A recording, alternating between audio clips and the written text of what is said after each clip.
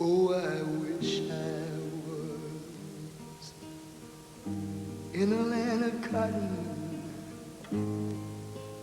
Old times they are not forgotten. Look away, look away, look away, Dixieland.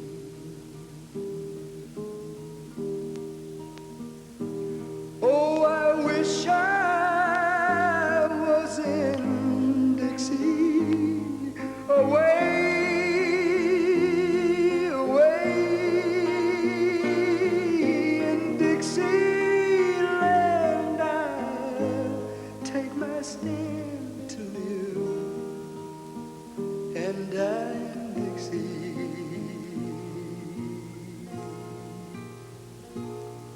'Cause Dixieland, that's where I was born. Early, Lord, one frosty morning. Look away, look away, look away, Dixieland.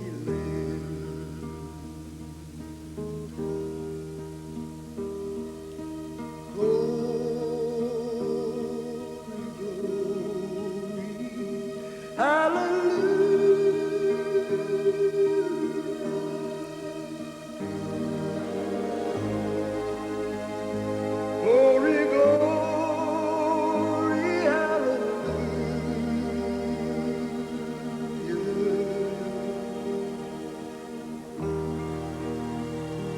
Glory, glory, hallelujah.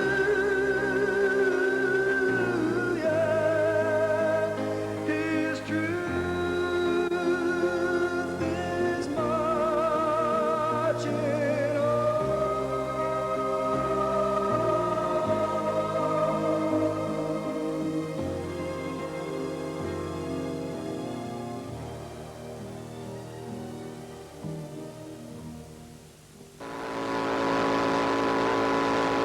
Major League Stock Car Racing. NASCAR's Winston Cup. There's nothing quite like it on the international sports scene. The best way to document the evolution of the most popular form of motorsports is to start from the beginning, with the dream of William Henry Getty France. Big Bill, the founding father of the National Association for Stock Car Auto Racing, NASCAR. The top athletes on today's highly competitive Winston Cup circuit can bank more than $2 million prize money in a single season, something even Big Bill France would have thought impossible 40 years ago, back when he was molding his dream into reality. The love France embraced for automobile racing was ignited in his teens when he was growing up in Washington, D.C. He was keenly interested in the activities at the old Washington-Baltimore Speedway, the legendary 1 1/8 mile bored oval in nearby Laurel, Maryland.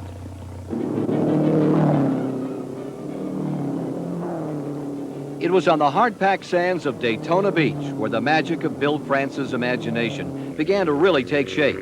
France had moved his young family, with wife Ann and son Bill Jr., to what is now known as the world's most famous beach in the days before World War II. And when the war to end all wars was over, he had already established himself as the promoter of the old beach races and a leading spokesman for a rough and tumble endeavor called stock car racing.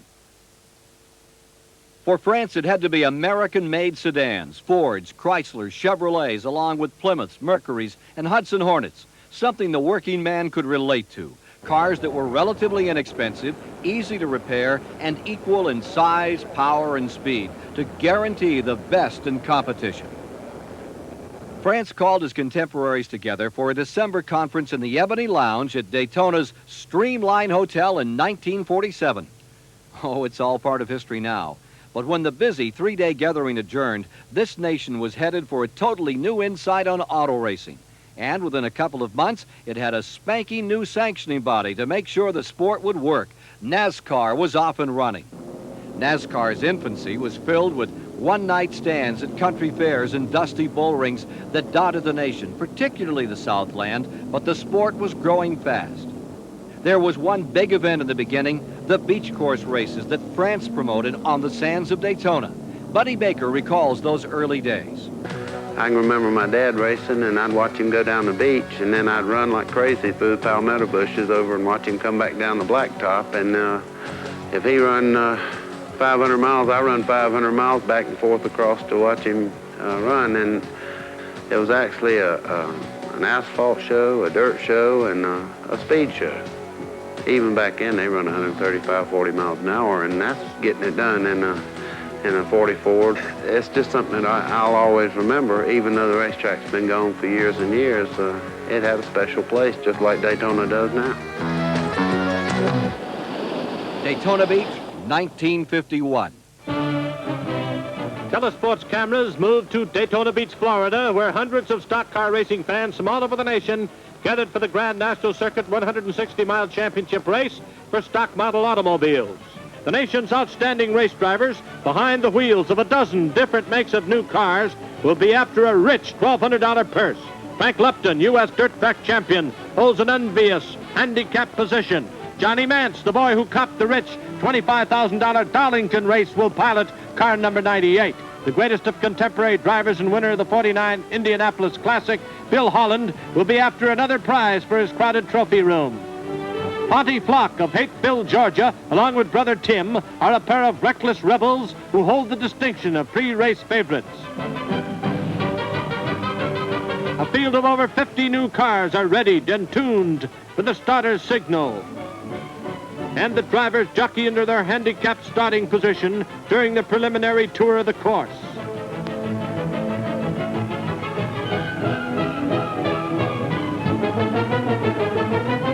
The crowd is tense as the green flag signals the start of the 40-lap grind. Tim Flock, Billy Blair, and Marshall Teague lead the roaring mechanical herd around the first turn and into the backstretch sand dune. Bill Holland, after getting off to a blazing start, is forced to call it a day when a broken camshaft forces his early elimination. At the halfway point, the Flock brothers, Tim and Fonty, hold a commanding lead, but Daytona's own Marshall Teague moves up to challenge the front runners.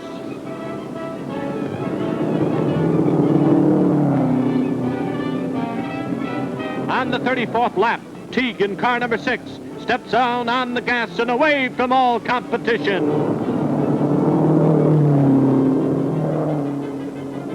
Just as in the previous day's event, the action gets rough and tumble in the final laps, and the dangerous south turn almost claims a trio of victims.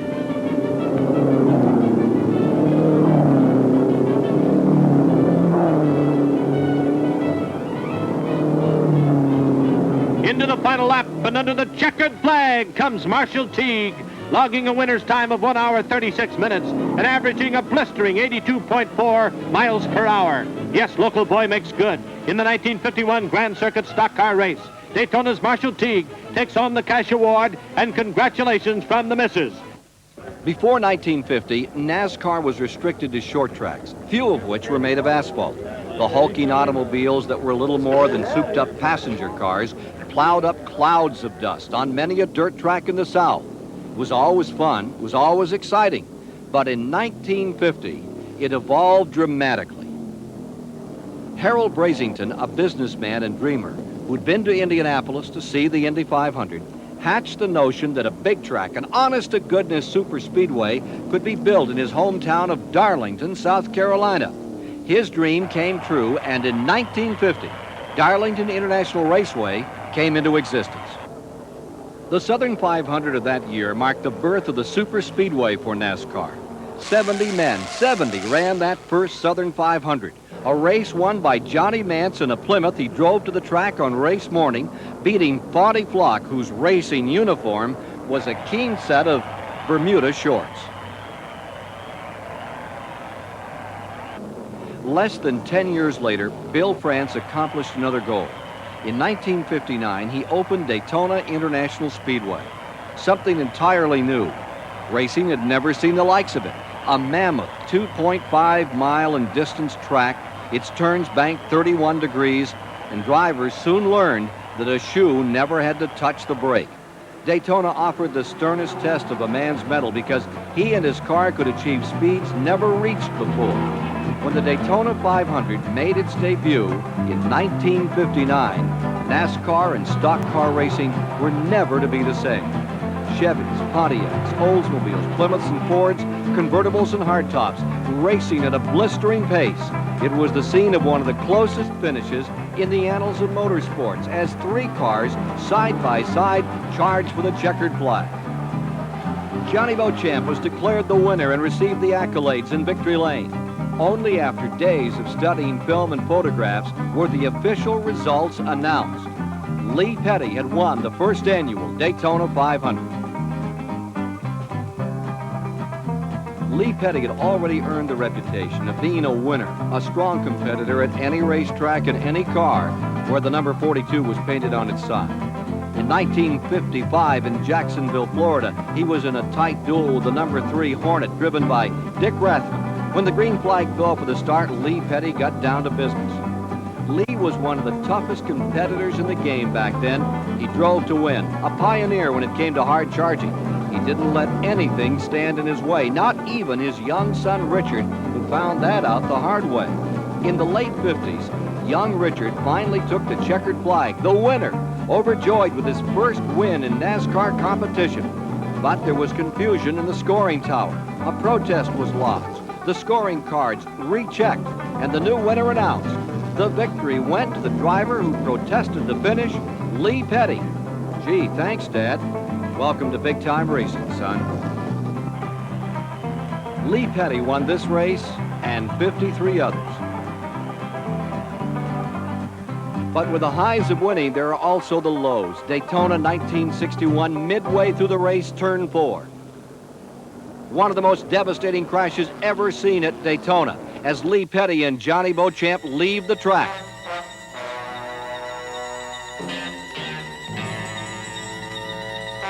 As bad as it looked, Lee Petty returned to race again.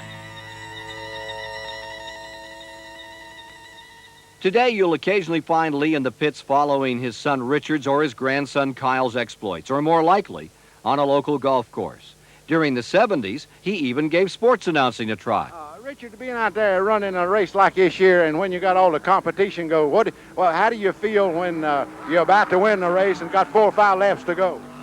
Well, it always feels good. It feels better when you go ahead and win it, but you know, a lot of times when you get that close, things can happen just as if you still got 400 or 500 miles to go. You're trying to tell me, in other words, you're not satisfied in running a 500-mile race until you get the checkered flag, and then you know you've won it. That's right. The rest of the time is just more or less for exercise. We just go out there and run around, and you know, if we're there when it's over is what counts. Well, I just can't go along with just a lot of exercise out there. It looks to me like going out there on a real hot day, you'll lose maybe 8 or 10 pounds, and that's just a little over-exercising yourself, isn't it? Well, I don't know. I lay around a whole lot during the week, so, you know, one day job a week is not too bad. So. Well, I go along on you lay around a whole lot because a lot of times you don't get up to 8 or 9 or 10 o'clock in the morning and don't come to work a little late. Now, what's the deal on that? Well, I don't know. You know, just as long as I can get there on race day and do my job and wind up winning a race now and then I don't think that any of us got a whole lot of complaint. Well, the name of the game is to win races, and I've always been a real big fan of Lee Petty, and now I've changed all that. Now I'm a big fan of Richard Petty. Well, I hope so. It works out better for both of us that way right now. It means more money in the pocketbook, don't it? It really does. When it comes to paying the taxes and everything, it's better if one of us is working. In 1969, Bill France completed what was known as the ultimate superspeedway, Alabama International Motor Speedway at Talladega. It had the same general appearance as Daytona, but it was banked a little steeper, it was a little longer, and it was faster. This fast. It's the fastest racetrack we've got. It's the fastest racetrack in the world, and as far as I'm concerned, racing is a game of speed, and I guess that's really the reason I like to run a place like Talladega. The race itself is a spectacle.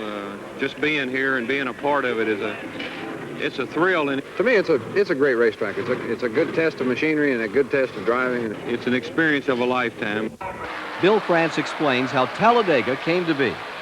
We received a phone call from Governor Wallace after a group of these wonderful folks here in Talladega County had taken the trouble to go down to explain what they wanted. They wanted a facility similar to Daytona and better if possible, that would bring worldwide recognition to people here in Alabama.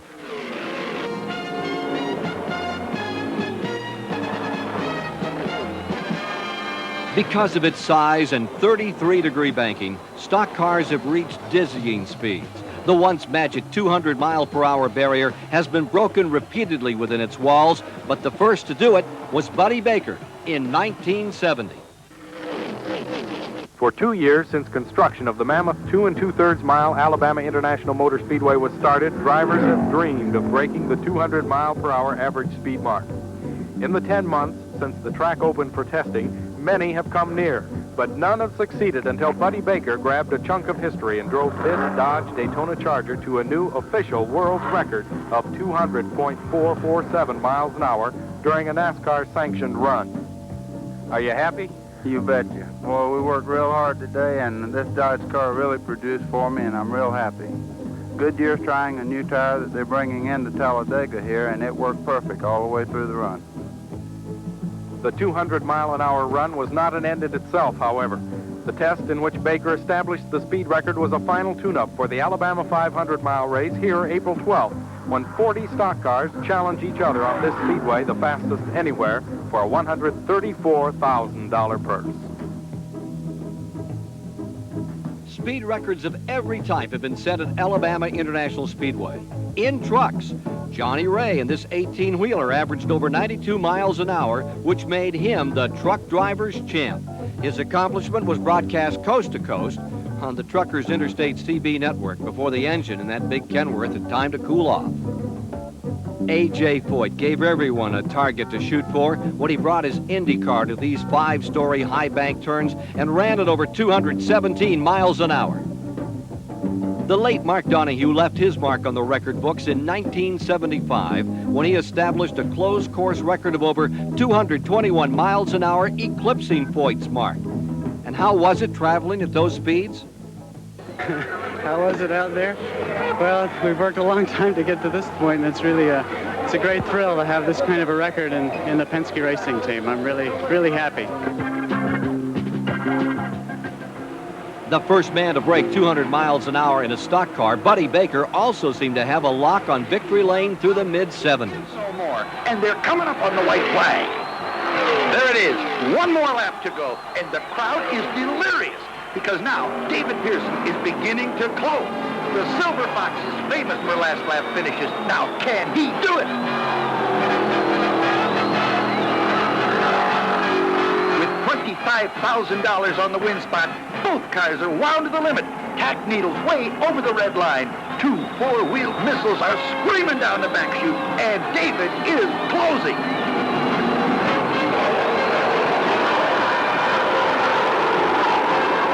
Now into turn 4, there have been 52 lead changes thus far. David Pearson is trying desperately to make it 53.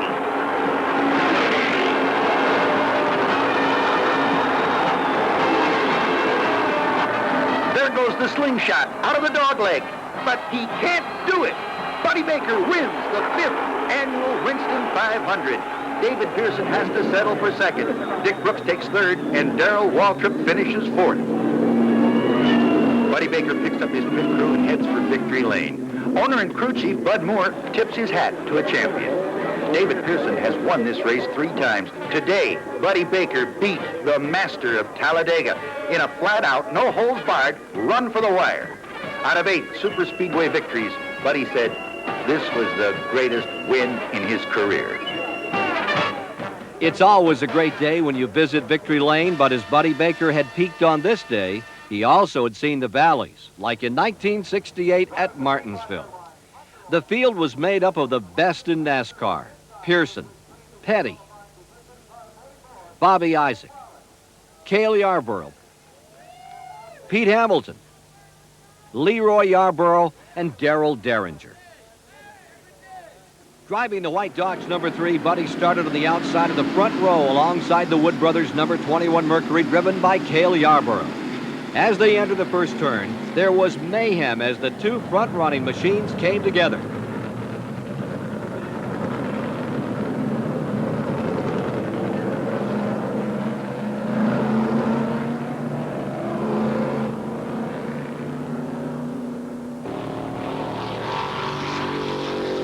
Baker headed for the pits with front-end damage along with Cale, who also needed service. Suddenly, Baker was scrambling for the safety of the pit wall.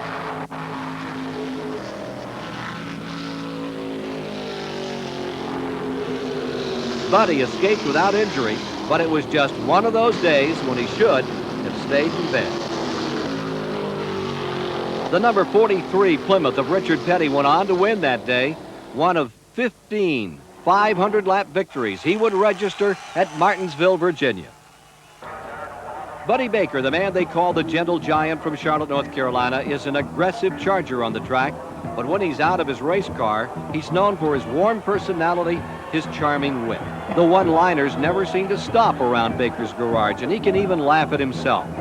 I'll tell you how bad a road racer I was, he jokes. I raced for 7 years at Riverside, California, before I found out the S-turns were paved. Every year in February at Daytona Speed Weeks, many young aspiring drivers with little or no experience show up, determined to build an instant reputation. It's a situation that prompted Buddy to once say, "This is like the first day at school. Who are all these new kids?"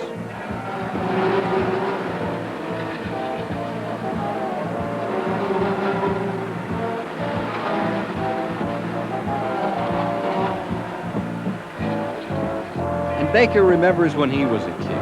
He was 13 when his father won the 1953 Southern 500 at Darlington. Buddy remembered, long after the victory celebration was over, I walked across the track, sat down under the flagstaff. I knew right then that my dream would come true and I would win this race. 17 years later, Buddy won the 1970 Southern 500. Buddy Baker came from a racing background. His dad, Buck, came up by doing battle in the 50s with the likes of Lee Petty and Curtis Turner. One of those tracks was on the outskirts of Philadelphia, Pennsylvania, the famed mile at Langhorne. Did you ever wonder how your car would do in racing competition in the hands of a good race driver? Come with us and find out as we take you to the Langhorne Speedway, the world's fastest circular mile track, to watch a National Grand Circuit Championship for late model stock cars. At the Langhorne Speedway, the country's top drivers prepare to take off on a 150-mile chase for fame and fortune. Mechanics make the final adjustments on their cars for the grueling grind ahead. Because of rain, no time trials were held, so drivers draw for starting position. With everything in readiness, the pace car leads the contestants around the 1-mile circular track. As the cars hit the head of the straightaway, the crowd comes to its feet for the start of the race. Away they roar, 39 cars in all, flashing past the starter's flag on the first leg of this 150-lap battle.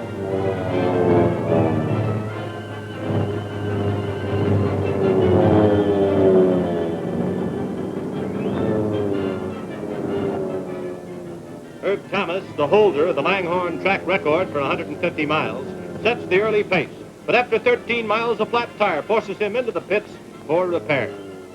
The journey Buck Baker followed to back-to-back Winston Cup titles in the mid-50s was unique, to say the least. From a job driving a city bus in Charlotte all the way to the top of the sport. And it's not recorded just how many skid marks he left at the corner bus stop or just how many passengers he put into shock with his driving style in city traffic. Hitting nearly 100 miles per hour, the drivers are setting a record-breaking pace. On the 82nd lap, Buck Baker at the wheel of car number 87 pushes his throttle to the floor and zooms into the lead. Buck was Baker, a tough-as-leather, do-it-yourself kind of guy, fought for every inch of the racetrack, and one of the first drivers in the early days to fly his own airplane. Disregard the fact that he never bothered to get a pilot's license. His flight routes were determined by the maps from local gas stations. He'd follow the highways from Charlotte east of the Atlantic coast, turn right, head south until he saw Daytona Beach. And the only instrument that really mattered was the fuel gauge. The rest of them didn't really seem to make a lot of sense to him. Buck spent a lot of time stranded at small backwater out-of-the-way landing strips because the weather had to be perfectly clear for his navigational plans to work. It's Lee Petty and Buck Baker battling it out for the top spot.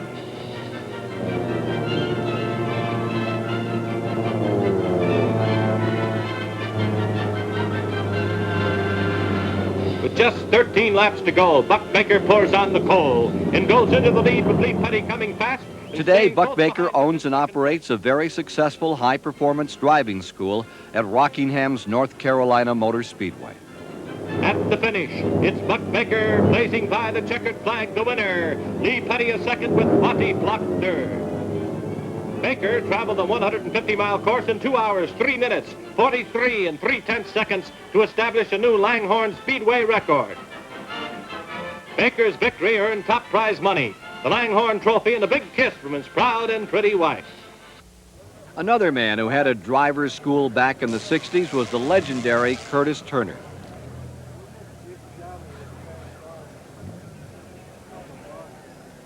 There's not a vocabulary large enough to cover his exploits. If there was a true daredevil in those rough and tumble days, it was Turner. In the early days of the sport, Turner was the subject of enough off-track legends to keep a Hollywood scriptwriter busy for months. There's a story about the time he piloted his small private plane to a stop at a neighborhood street in a small South Carolina town, ran quickly into the home of a friend, returned to the cockpit with a bottle of bourbon, and promptly flew off into the wild blue yonder.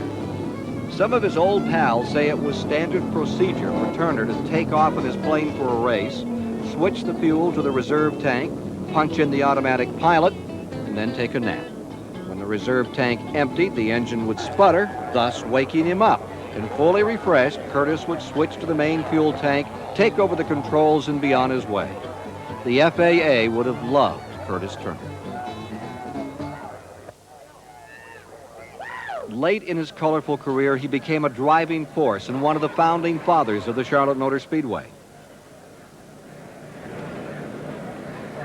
Today, the Charlotte Motor Speedway is called the Taj Mahal of NASCAR, and indeed it is pretty. The grounds are spectacular, with a gleaming high-rise tower, luxurious VIP suites, and even condominiums. But don't be fooled. This 1.5-mile dogleg track might be smaller than Daytona and Talladega, and speeds might not be as high. But woe to the driver who is lulled by Charlotte's appearance.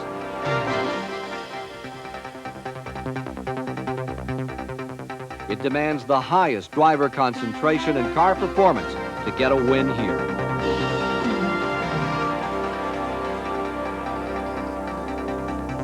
In 1961, a stellar field of cars came down for the green flag. It proved to be a test of endurance and survival.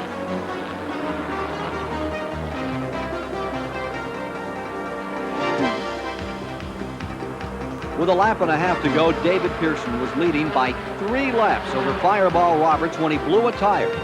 Instead of heading for the pits to change it, he limped and smoked around the track at 30 miles an hour as the hard-charging Fireball Roberts sliced away at the lead. Fireball almost made it, but Pearson crossed the finish line first to claim his first Winston Cup victory. Next for David Pearson was the Victory Lane celebration, the race queen, and the kiss, and kiss, and kiss. But this was not by a long shot the end to David Pearson's winning ways at Charlotte. The white flag, one more lap to complete the longest stock car race in the world, and it's now or never for Richard Petty. He has that Dodge wound out all the way. Entering turn 3, he begins to set Pearson up for the slingshot, but can he pull it off?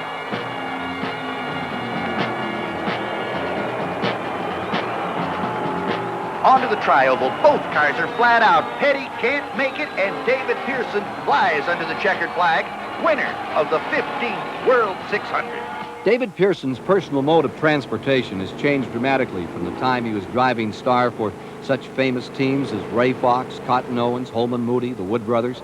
He started with a single-engine plane and graduated to this Aero Commander. Today, he flies his own helicopter to the NASCAR races. In the 60s, David Pearson had a lousy reputation as a road racer. Being a factory-backed driver, factory officials knew it, so they shipped him a brand new street car with a standard 4-speed transmission to use in the off-season. The ploy worked. Pearson opened the following year by winning the road race at Riverside, California. Pearson was always one of the coolest and smoothest drivers in the game, that saw him notch 105 Winston Cup victories, second only to Richard Petty, and 113 pole positions, including 10 in a row at Charlotte Motor Speedway in the 70s. When a team of doctors decided to monitor a few of the top drivers in the scorching hot Southern 500 at Darlington one Labor Day, they were astounded to discover that Pearson's pulse rate actually decreased in the heat of competition. You've got to relax when you're out there trying to win. That was his simple explanation. And win he did. 3 Winston Cup championships. But in any driver's career, there is always that time when he let one slip away. In 1975, Pearson was leading the Daytona 500 comfortably. With only 3 laps to go, he got into trouble, spun down the back chute. This enabled Benny Parsons to go on to record his only win in the Daytona 500. Is David Pearson a better driver in his own mind than he was back in the factory days, maybe 10 years ago? Well, I wouldn't say that I'm any better. I feel like I do a little bit more figuring and smarter, other words, as far as running the race. I feel like I try to figure out what's happening and what other people's doing more than I did then. Back then, all I knew was just run wide open, that's racing, and try to lead every lap and hope that you'd be leading at the end. But it didn't take me too many years to find out that that's not the way to win a race. The 1976 Daytona 500 produced one of the most incredible finishes in racing history. Pearson, the Silver Fox, and the King Richard Petty, the top 2 all-time winners in a classic showdown. The final lap of this $343,000 event. Petty has the Dodge in front, but now the persistent Pearson begins to reel Petty in.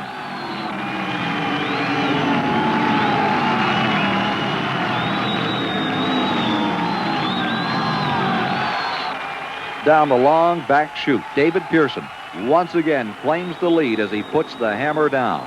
Both cars wound over their limits, tack needles in the red, 2 flying hand grenades, and a frantic run for a checkered flag. At turn 4, the volcano erupts.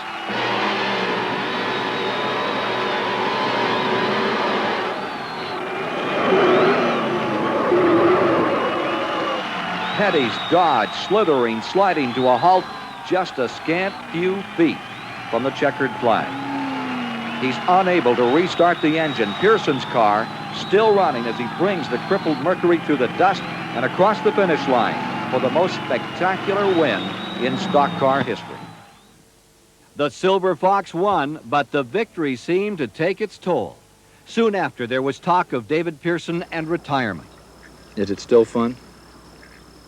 Yeah, anytime you win, it's fun. And, of course, I'd have to say that it's not as much fun to me as it was 10 years ago, because 10 years ago, I'd have jumped in the car and run it for nothing. Just get to say that I drove Wood Brothers Mercury.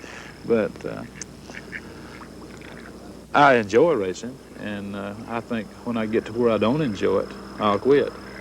The marriage came to an end in 1979 at Darlington when a miscommunication between Pearson and the crew spelled disaster. Pearson left the pits after the crew changed the 2 right side tires, not realizing it was a 4-tire change. He never made it to the end of pit row. Pit stops are a vital part of racing.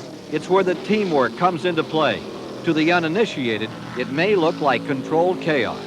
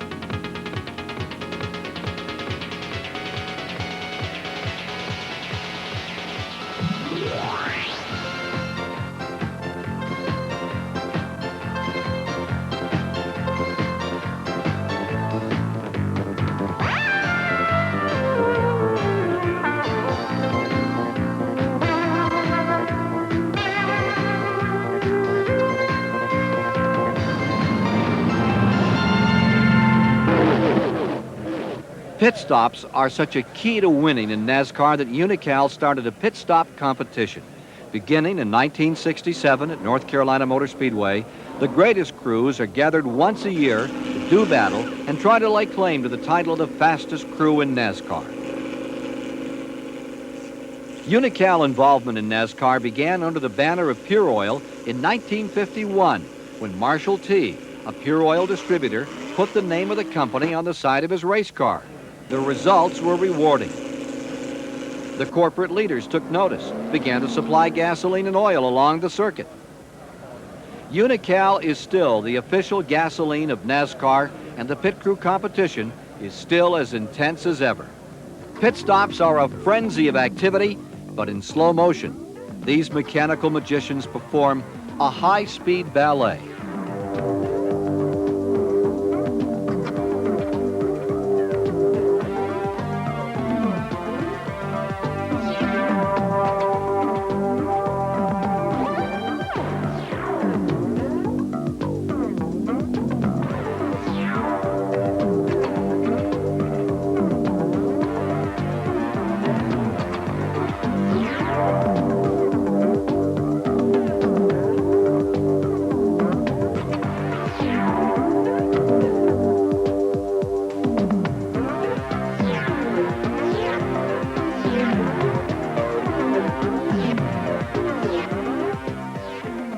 But then there are those days when things don't go quite as planned.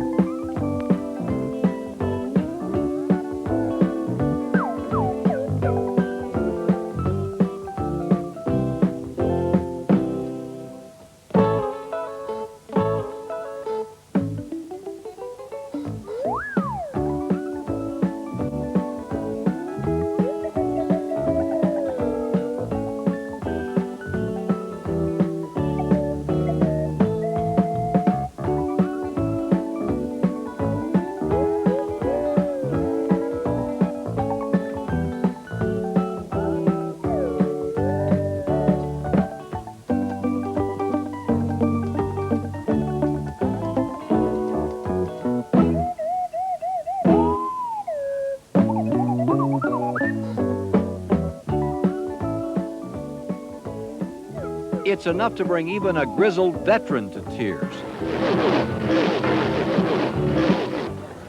It was only logical that as stock car racing grew, it would draw attention. Perhaps no attention was more favorable than that given it by the automotive leaders in Detroit.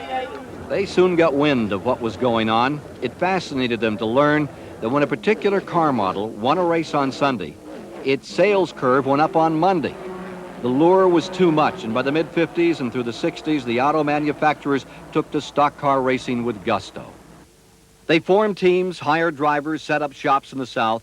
Their technical and financial assistance was a boon to NASCAR because stock car racing was receiving the best Detroit had to offer. It was Ford against General Motors, against Chrysler. When one was more victorious than the other responded with a new car, a new engine, or some mechanical gimmick. Anything to make the cars go faster, endure longer, sell better. And stock car racing's technical sophistication grew in quantum leaps. Well, I think what happened, we went along there for years and years, and everybody sort of did everything in their backyard. And then in the middle 50s, the factories got into it. General Motors and Ford and Chrysler got into it. And then they sort of upped the technology for 2 or 3 years, and then they pulled out. But they left that technology with all the boys that worked on the cars, and they saw better ways then, and they started experimenting with things.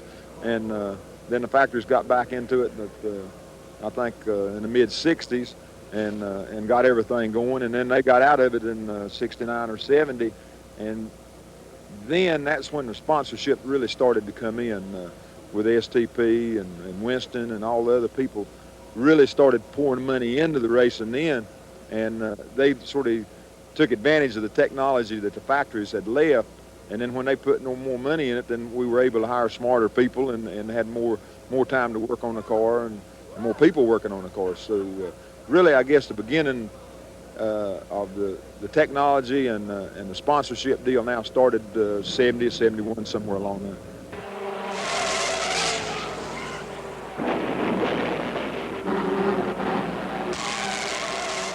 Sure, there were problems. NASCAR had to do its best to keep the competition as fair as possible, and sometimes its rules led to foot stomping and pouting from Detroit, or on more than one occasion, abandonment of the sport altogether. Nevertheless, factory teams were the stars for nearly 2 decades. Inevitably, a gentleman emerges in professional sports just when it's least expected, and in Major League stock car racing at that time, that athlete was Ned Jarrett. The handsome North Carolina competitor grabbed back-to-back late model sportsman national driving championships in 1957 and 58. And 2 years later, he moved up to capture the first of 2 coveted Winston Cup titles. Jarrett, another of the popular stars on the rapidly growing NASCAR scene in the early 60s, is now enshrined in the National Motorsports Press Association's Hall of Fame at Darlington, South Carolina. But he's never left the sport. Glenn and Dale Jarrett, Ned's strapping sons, have both worked hard to build a driving career. Young Dale, runner-up in the 1988 Rookie of the Year competition. Ned is now an award-winning motorsports commentator, best known as part of the CBS Emmy award-winning team. Well, that's it from the garage area. Now back to the Motor Racing Network in the tower.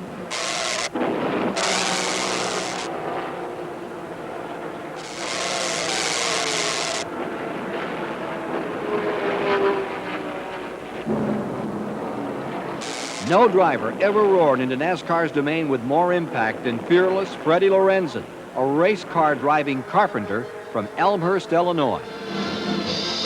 A purse worth more than $28,600 awaits the first-place finisher of this event for late model stocks, and with the fastest field ever to enter the Daytona 500, it should be one of the most exciting races ever. Junior Johnson is one of the pre-race favorites and will be in the second pole position with a 65 Ford. But he'll receive plenty of competition from Darrell Derringer, who qualified for the number 1 pole position with a red-hot 64 Mercury.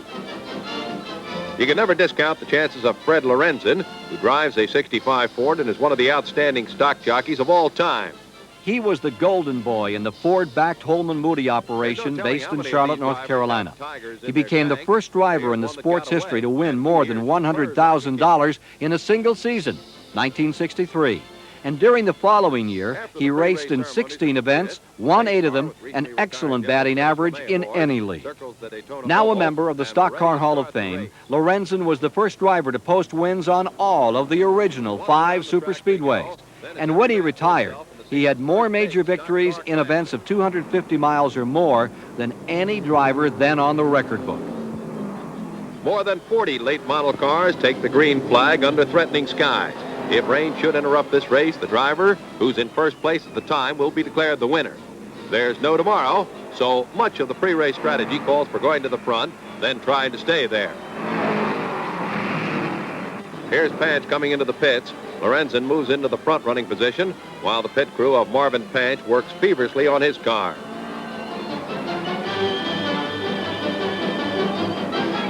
Lorenzen pours on the speed while Panch. He was only 33 when he retired from the sport, but he followed his heart.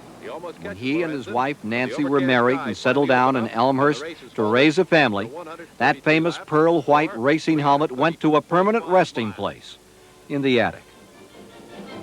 Today, Lorenzen is one of the leading real estate brokers in the Chicago area, and his business card identifies him as a lifetime member of the $7 Million Club. Fred Lorenzen of Elmhurst, Illinois, is declared the winner. The abbreviated race is worth $28,600 to the Husky Blonde, who holds the record for money won by a stock car driver in a single year. Another highly successful stock car driver emerged from the pine thickets and palmetto scrubs near Jacksonville, Florida in the early 60s in another factory-backed Ford. And by the time the decade was over, he'd left his mark on the stock car racing record books like none other.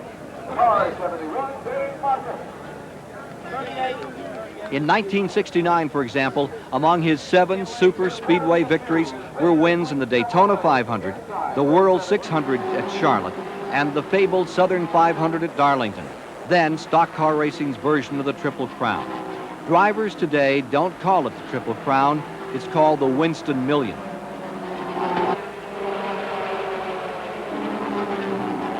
Leroy Yarborough chalked up 14 major victories in a career cut short by illness. By the end of the 60s, overt factory backing was gone. It was a matter of expense. But don't be fooled. Detroit's interest in NASCAR is as keen today as ever.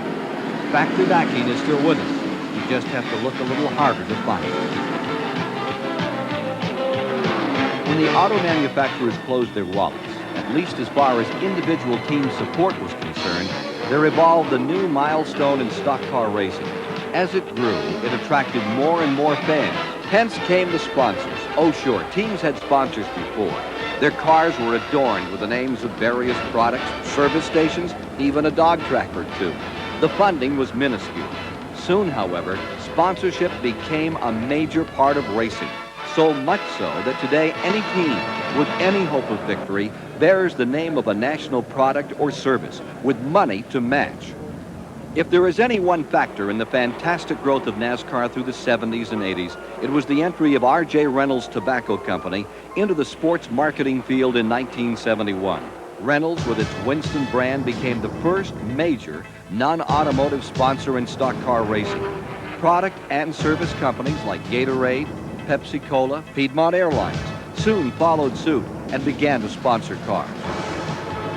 With Reynolds' involvement came the Winston Cup circuit and an infusion of dollars that, among other things, made the point fund irresistible to competitors. They could earn more money than ever before, and that, coupled with the ever-increasing number of sponsors, has made stock car racing a wealthy sport indeed. Today, the Winston Cup point fund alone is worth $2 million. In 1985, R.J. Reynolds added a unique new wrinkle, the Winston. Well, the Winston is a short race that is really an exciting thing for us. It's an awful lot of money for just a few miles of racing. It's a race that can only be entered by people that have won the right to enter it by winning a race in the previous year. And it's a concept that I think we'll probably see more of down the road by other companies. In addition to sponsoring Talladega's Winston 500 and California's Winston Western 500, they created the Winston. The Winston, an instant success. It's NASCAR's version of baseball's All-Star Game and football's Pro Bowl. The Winston is a spectacular, flat-out, no-holds-barred, high-speed scramble for winners only. In this one, they only race a short distance, and the winner takes more than $200,000 to the bank. I just think it's an indication of how strong this sport has become, and I think we're really on the tip of the iceberg. I think we're going to see more and more races, special events that pit the stars of the sport against each other for large amounts of money in short races. And I couldn't have picked a better time to be in stock car racing because it's really a very lucrative sport and a very successful sport at this time. It was a grand affair, and when the checkered flag fell on the first Winston, it was Darrell Waltrip that pulled into victory lane. But it wasn't the first time. As a matter of fact, it had become quite a habit. The last lap of an Alabama International Motor Speedway 500 is traditionally a shootout, a quartet here to decide it all. The white and green colors of young and talented Darrell Waltrip leads the pack, followed by Alabama's own Donnie Allison running in second, and the 1976 national champion Cale Yarborough third, with 1975 Daytona 500-mile champion Parsons running fourth as they come to the line through the tri-oval and down for the last lap. As they move across the line, it is Darrell Waltrip in the lead. Allison ready to challenge in second. Then, in turn 1, Waltrip is going to break the draft. He's dropping his Chevrolet all the way to the bottom of the speedway. He falls ahead by 8, 9 car lengths. Out of turn number 2, the lead disintegrates as Allison pulls Yarborough along in the draft. Donnie Allison goes high to pass Waltrip. Loses. Yarborough comes up the inside, goes by Allison. Now he moves to the outside of the track on the outer edge of control. Tires smoldering. Yarborough goes for the lead. Waltrip fights him off. Parsons drops to the inside from 4th. He slams into the side of Cale Yarborough. Out of turn number 4. Again, Yarborough and Parsons put the wrap on each other for second place.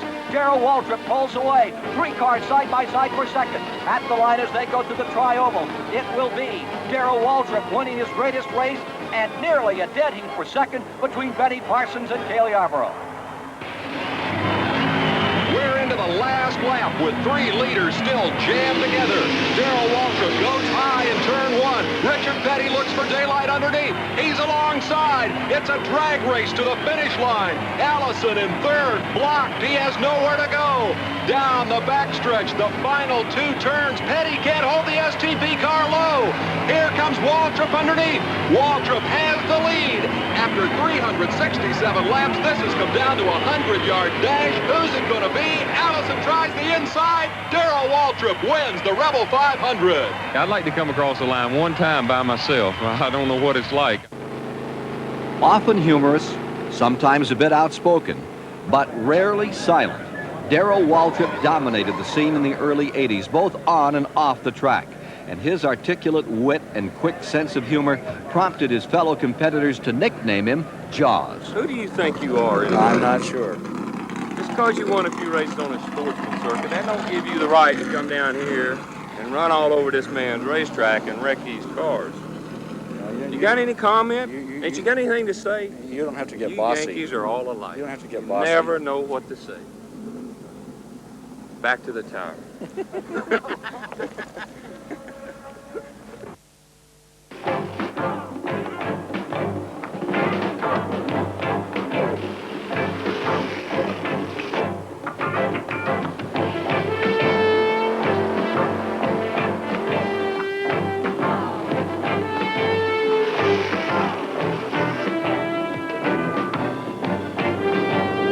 Colorful Darrell Waltrip roared into Winston Cup racing like a strong, fresh breeze in the early 70s when he started as an independent.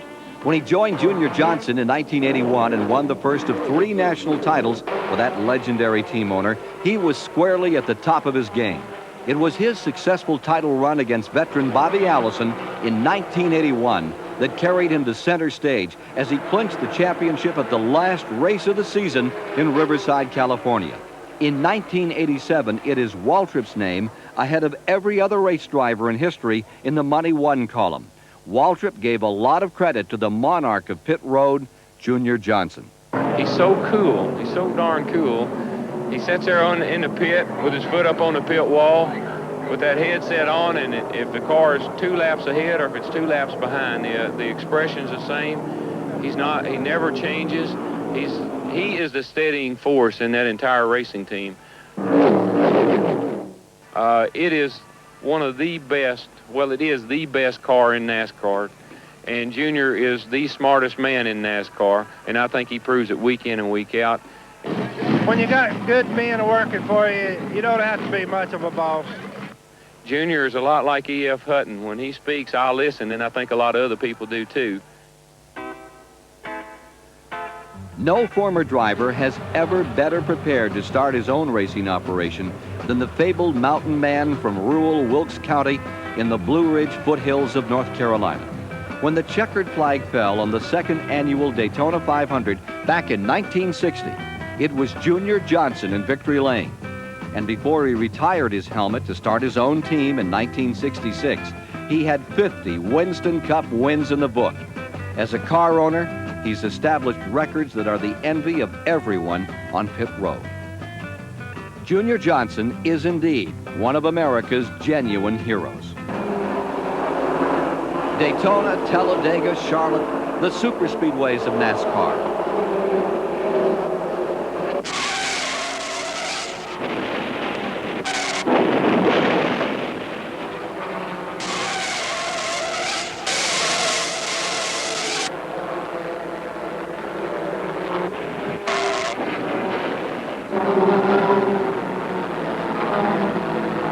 These are the tracks for daring men, and one winner, Ron Bouchard, dared to sing about it.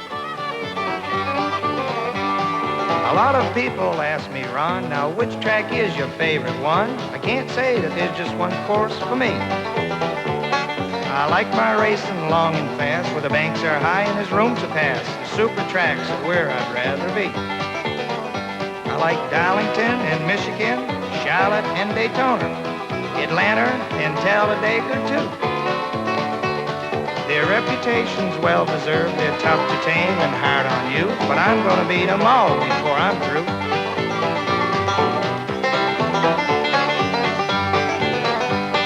Now I enjoy those super tracks that burn that rubber on each lap, run the straightaways at 200. Come off that turn and past those stanzas loaded with those screaming fans. The super track's the only way to go. I like Darlington and Michigan, Charlotte and Daytona, Atlanta and Talladega too. Their reputation's well-deserved, they're tough to tame and hard on you, but I'm gonna beat them all before I'm through. The speedways of NASCAR are like a family, yet each member is different. Some large, some small, some forgiving, while others are most cruel. Yet there is something unique about each of them. Each speedway has its own personality, its own pitfalls, its own reputation. Spectators log thousands of miles to travel each year to see this difference, the change it causes in driving styles and strategies. They are harsh taskmasters who demand the very best from man and machine. The opening of Daytona International Speedway in 1959 launched a new era of speed for stock cars. The Daytona 500 in a single year became the great American race, began to rival the long-established Indianapolis 500 in the realm of importance. Well, out of all the sports, the Super Bowl, the football game is the last one of the season. The World Series is their last game, but we come to Daytona Beach and play our Super Bowl and World Series the first game of the year. The Daytona 500. It is a race that can make a season, or in some cases, a career. It builds the superstars of NASCAR.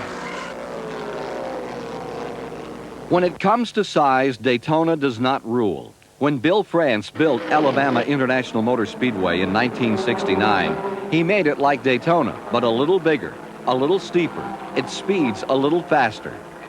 At 2.66 miles with 33-degree banking, the track is a real brute. It demands speed and raw nerve to conquer the world's fastest competitive closed course. At over 200 miles an hour, Dick Brooks felt the wrath of Talladega.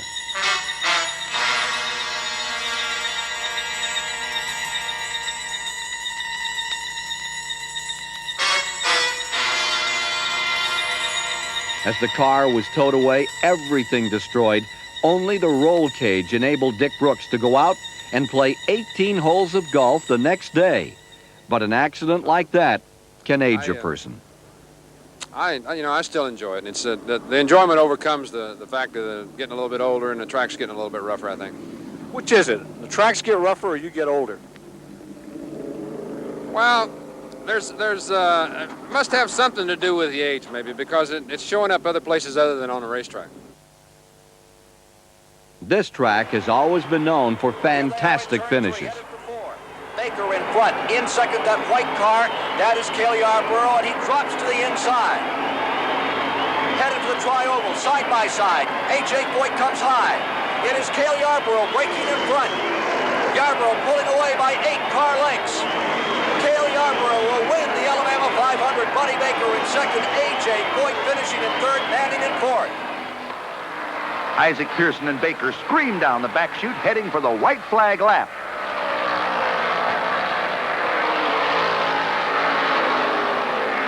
Oh, no, look out.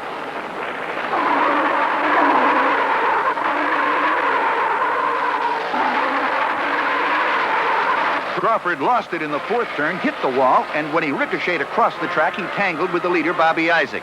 David Pearson threads his way through the mayhem to take the lead. Isaac powered his way right through Crawford, but it slowed him up enough to lose the lead. Crawford is all right and gets out of the car.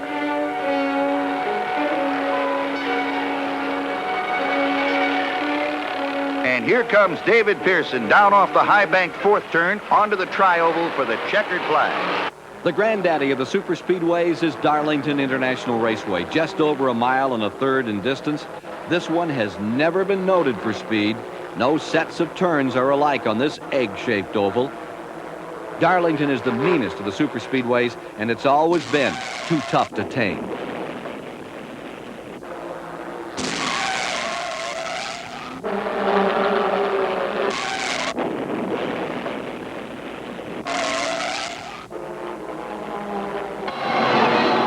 In the third turn, Darrell is on him, and Bobby tries desperately to stave him off. Donnie closes. This threesome is glued together and going for a blanket finish. Here they come. Watch it. Bobby Allison does it. In an absolutely spectacular finish, he fires under the checkered flag, winner of the 19th annual Rebel 500, thus putting the Matador in victory lane. Two superspeedways are slightly more than 1 mile in distance. They're the North Carolina Motor Speedway and Dover Downs International Speedway. Each is something of an oddity.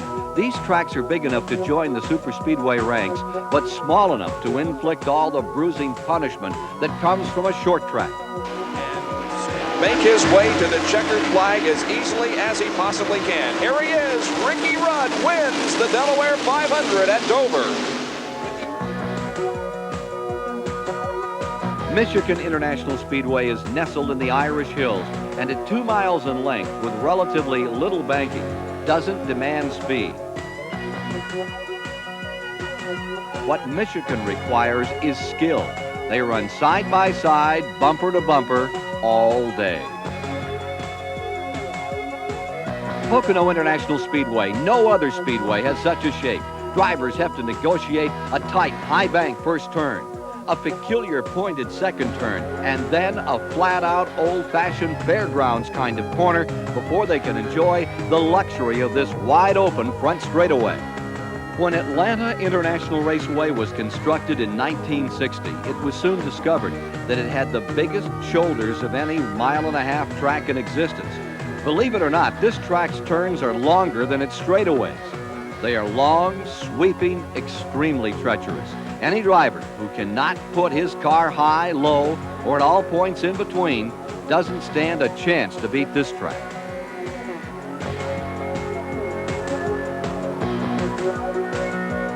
Charlotte Motor Speedway, 1.5 mile dogleg, hosting the longest race on the circuit, 600 miles. It's also been the scene of some bizarre record attempts. Jimmy the Flying Greek Kofas set a record with this leap, one that very few people really want to challenge.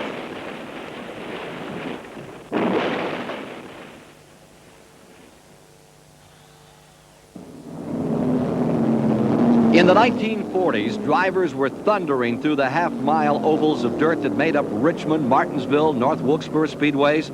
Today, they're all asphalt. In 1954, a record crowd of 8,500 people jammed the grandstands at Martinsville to watch a thundering herd of stock cars banging down that front chute. And on this very tight half-mile, drivers didn't know whether they were coming or going.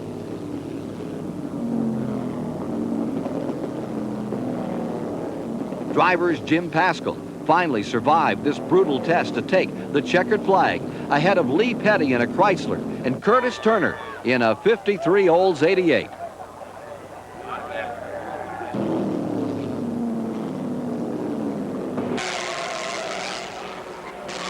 At the start of the 60s, a young upstart captured his second annual NASCAR Winston Cup victory. The man, Richard Petty, and in Victory Circle, he was a very happy driver. Under the guidance of track founder Clay Earls, Martinsville was paved in the late 50s and has become one of the most beautiful facilities on the circuit. It's become known as the little track that thinks it's a super speedway because of its large purses and its sellout crowds. Bristol International Raceway is unusual for a short track.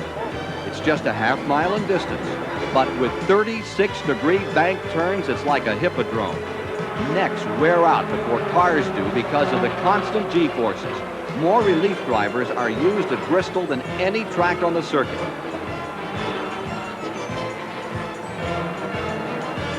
Cale Yarborough has captured 9 victories on this tough half mile.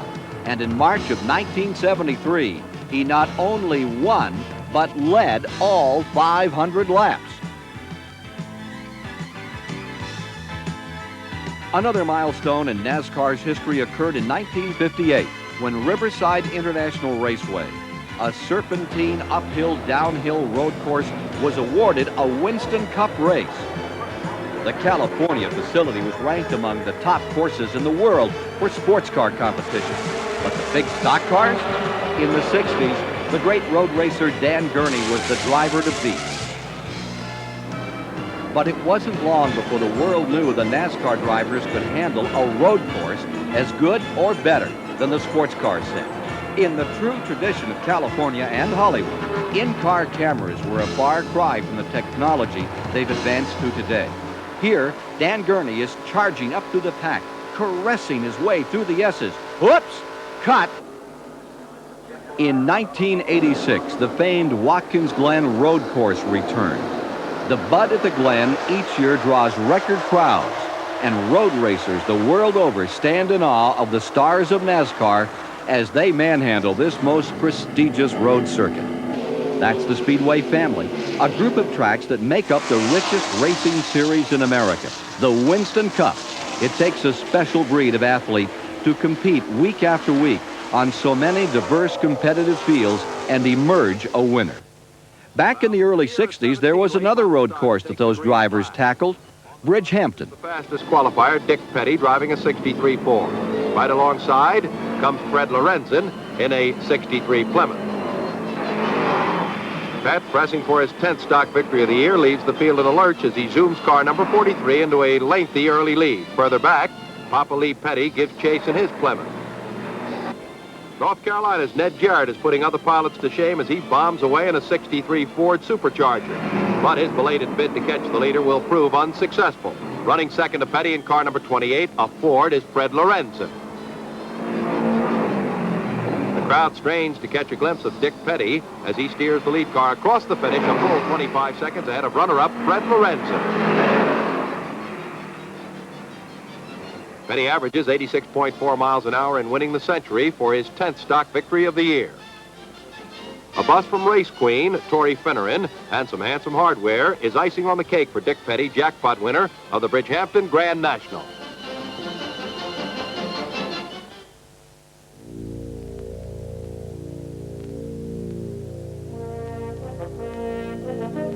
What can you call a man who has won 7 Winston Cup championships and 200 races, far more than any other competitor? You can do no less than call him the King. And that's exactly what thousands upon thousands of stock car racing fans call Richard Petty. This is the same man who had his first Winston Cup win taken away by a protest by his father. But oh, did he make up for that time.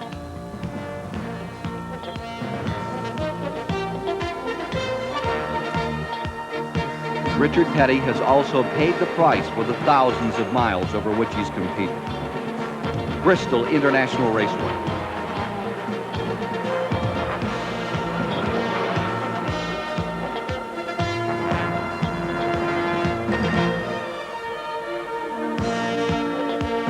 Darling.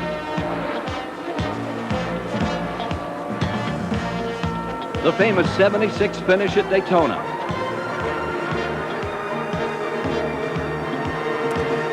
And then, just 2 years later, he was hooked up with his old nemesis, David Pearson, one more time, and a new nemesis, Darrell Waltrip.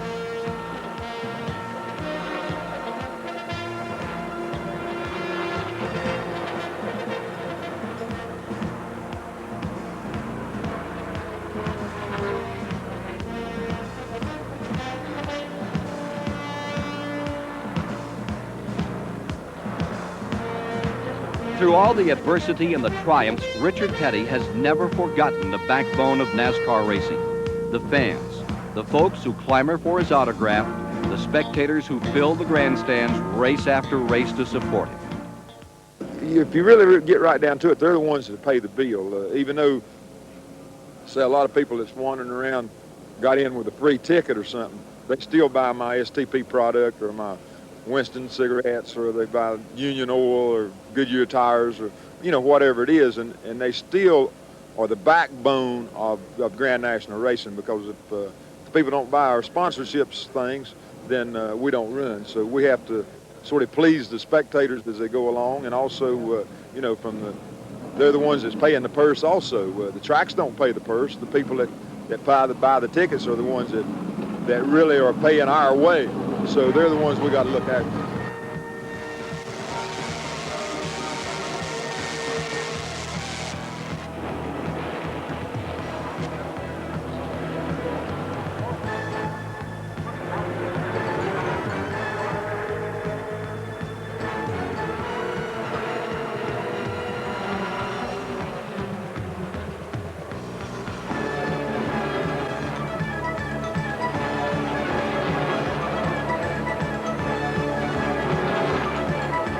When an accident happens on a superspeedway, it's usually spectacular.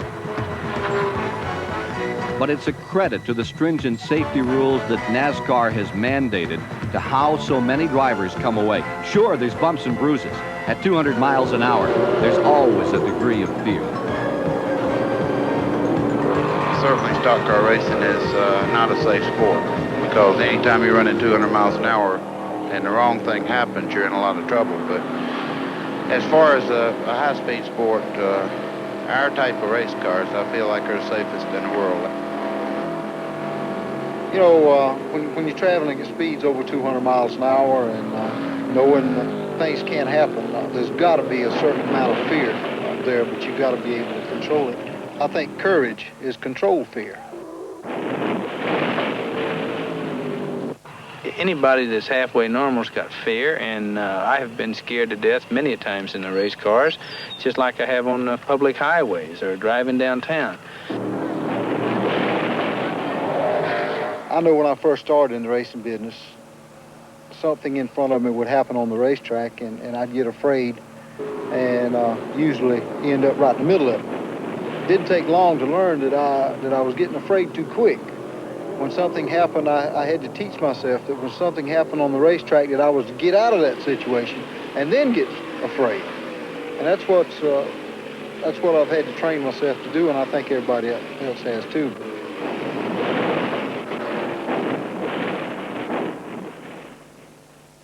Betty Jo and I started out in a 10x50 house trailer, and with absolutely zero. And, it makes you feel good to, when we leave and come back and drive up this lane and see this house that we've built. We did it together, and all this farmland and everything else that we have here, and that's all trophies too, because every bit of it came from the hard work and came from the racing business and working hard to be able to afford something like this, and makes me awful proud of it. It's as I say, my biggest trophy, I guess.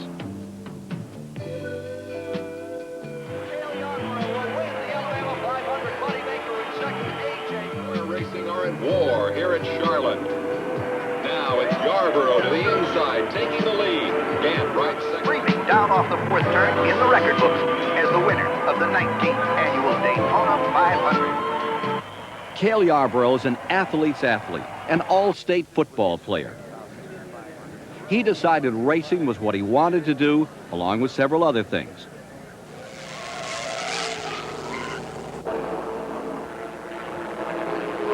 He'd been struck by lightning in his living room. He once fell out of an airplane with only a loose arm hold and a parachute, which half opened and dumped him hard in a freshly plowed field.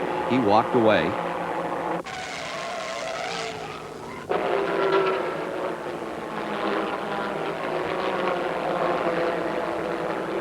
The time he jumped off an 80-foot high platform into a swimming hole and landed on a large surprised alligator. Oh, there's so many stories. He was the only man to win 3 consecutive Winston Cup championships. The country's top drivers ready their cars for the 160 miles of beach and bumpy road. All the cars are just as they came from the factory with absolutely no changes. the same cars you drive on America's highways. The starter's flag is up, and 48 late model automobiles zoom past the starting line. As they speed by, see if you can spot the family car. Almost every American make is represented. You'd get arrested for going this fast on a superhighway, and you'd get to the hospital if you tried it on the kind of road these drivers are following. The beach is the smoothest part of the course until the speed merchants get it chewed up enough to make things interesting.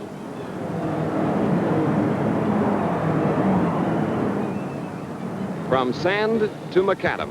And if you don't think that isn't hard on the car, try it sometime. But make sure your trunk is fastened before you do it. The boys really poured on in the straightaways, and along this stretch they hit more than 100 miles per hour.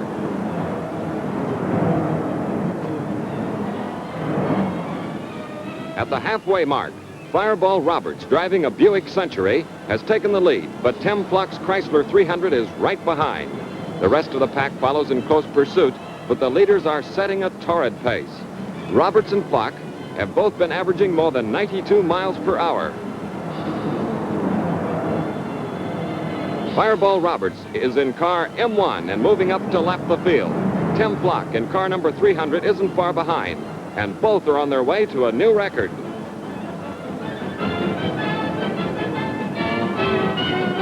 Roberts qualified with a speed of more than 121 miles per hour.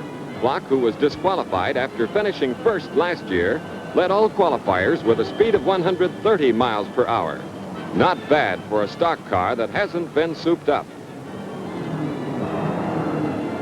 Heading into the last lap, Fireball Roberts pushes the accelerator to the floor and barrels across the finish line in 1 hour, 43 and 8 seconds for the 160 miles. Tim Pluck, however, is awarded first place because the inspectors who examined each car after the race found that the motor of Roberts' car had been altered. Roberts has to give back that beautiful trophy, and what's tougher, the winner's check. When the superspeedways in Daytona, later Charlotte, and Atlanta joined Darlington on NASCAR's schedule, race attendance grew rapidly, and new, bigger-than-life heroes suddenly became household names. The first to attract national, even international attention was a clean-cut youngster from Florida who earned his nickname for his prowess as a baseball pitcher. It was Daytona Beach's Edward Glenn Roberts, Fireball Roberts, who thrilled spectators with his hard-charging style. Once they made him start a half a lap behind the field in the parking lot, and he won.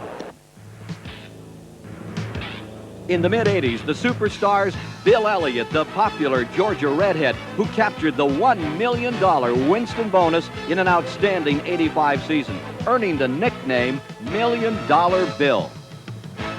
And three-time Winston Cup champion Dale Earnhardt was born into the sport.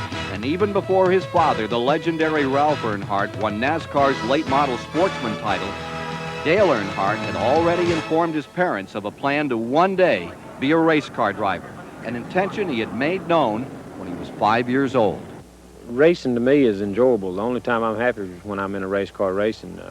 The part that gets tedious and tough is the traveling back and forth and the places we have to go. Sometimes we're in Charlotte, North Carolina, and the next week we'll be in Riverside, California. So we switch back and forth to a lot of places, and that's the toughest part of my job, really, is the traveling. The time I'm having a good time and enjoying myself when I'm on that racetrack racing. Earnhardt sharpened his skills on the short tracks in the Southland for 5 years before moving up to the Major League Winston Cup Arena. He made his entrance with dramatic flair, winning the 1979 Rookie of the Year title and his first Winston Cup championship in 1980. By 1987, Earnhardt had moved to the head of the class. The 1987 season in NASCAR continued to show a growth in spectators, sponsorships, and purses. The Winston Cup Championship was clinched at North Carolina Motor Speedway in October. But it was also a year when a lot of new young faces began to appear, starting with the 10th place finisher in the Winston Cup battle, car number 90, driven by Missouri's Ken Schrader. The 1985 NASCAR champion Sparkplug Rookie of the Year won the 125-mile qualifying race at Daytona. Finishing ninth in the Winston Cup standings in 1987 was Bobby Allison. The 1983 Winston Cup champion scored one victory at Daytona's Pepsi Firecracker 400, giving him 83 career victories, tying him with Cale Yarborough. Next, the king, seven-time Winston Cup champion Richard Petty. Flying the STP colors, he's captured 200 victories in a career that can only be labeled remarkable. But another Petty has emerged in the top 10. Richard's son Kyle, finishing seventh in the 87-point battle. Kyle won the longest race of the year, the World 600 at Charlotte Motor Speedway. With Kyle's preparation and dedication, it appears the Petty name will be around for generations to come. Sixth in the Winston Cup standings, Ricky Rudd. Driving the Bud Moore prepared Motorcraft Ford, Ricky captured two 500-mile events, the Motorcraft 500 at Atlanta and the Delaware 500 at Dover Downs. Next came the 1984 champion Sparkplug Rookie of the Year, Rusty Wallace. He's comfortable on the super speedway high banks, but he's really at home on road courses, capturing the Riverside Winston Western 500 and the annual Bud at the Glen in Watkins Glen, New York.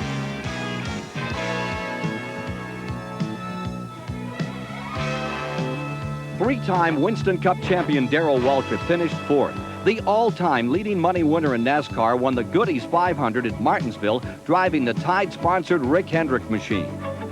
Third in the Winston Cup standings was the Iceman, Terry Labonte. Driving the Junior Johnson-prepared Budweiser Chevrolet, he won the Holly Farms 400 at North Wilkesboro Speedway. The 1984 Winston Cup champion is from Corpus Christi, Texas.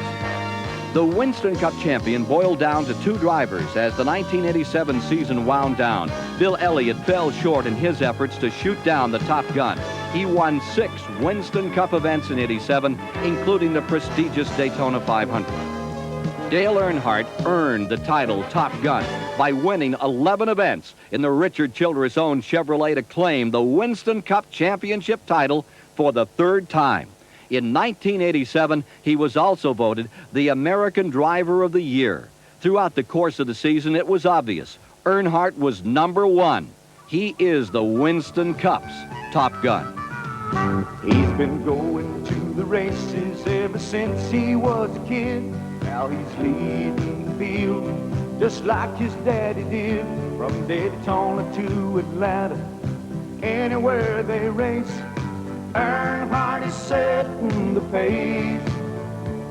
So run to the front, don't look back. That Wrangler Chevrolet is charging through the pack. When that green flag falls, they'll be chasing you, Top Gun. So run to the front, they'll run. Run to the front, they'll run. The checkered flag is falling. Here comes old number 3, carrying Dale to another victory.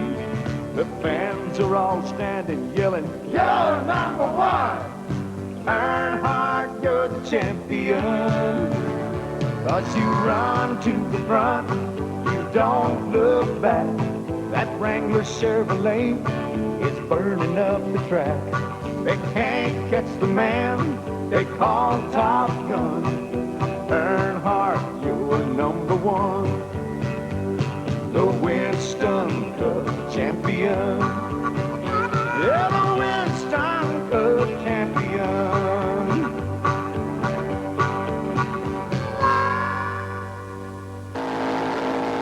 NASCAR is more than the Winston Cup. From a humble beginning, NASCAR in '87 has grown to 28,000 members, more than 100 sanctioned tracks in 41 states, and conducted over 1,400 races on weekly tracks across America. NASCAR is number 1 in the world of international motorsports. Has NASCAR reached the peak? Are they there? The president of NASCAR, Bill France Jr. We're striving to make it bigger and better. And based on our indication as of now, it's this coming season looks like it ought to be a great year. The NASCAR story is more than a tale of high-powered machines. It is a chronicle of men, from Big Bill France and the innovative stock car racing pioneers who joined him at that historic meeting, to Lee Petty and his family, and other proud families like the Bakers, the Allisons, the Jarretts, the Earnhardts. Tim Flock, Curtis Turner, Fireball Roberts, Fearless Freddie Lorenzo. They opened the doors to the future. David Pearson, Richard Petty, Cale Yarborough, and Bobby Allison, who made the transition so exciting, so colorful. The men and women who worked so long, so hard, thousands of loyal crew members at the backbone of every team. The engineers from Detroit, Goodyear and Unocal, and the legion of dedicated sponsor representatives who delivered Big Bill's dream to America's marketplace. Men and women working together to build the most popular form of motorsports in the world. The national news media and the ever-growing attention it pays to a sport that proudly wears a Made in the USA label. Dale Earnhardt, Darrell Waltrip, and Bill Elliott, the current heroes who thrill sellout crowds Sunday after Sunday. Rising stars like Ken Schrader, Kyle Petty, Davey Allison, Ricky Rudd, Sterling Marlin, who will carry the rich legacy of Winston Cup racing to the future. And especially the loyal spectators who have made the incredible NASCAR dream come true with their unyielding support. It is a high-powered, brightly painted sport to be sure, but in the hands of hard-working, highly motivated, dedicated men and women, it becomes a tribute to the old-fashioned spirit of America. Yes, the NASCAR story is a human story of people with fierce determination and pride who work together to turn their dreams into a reality.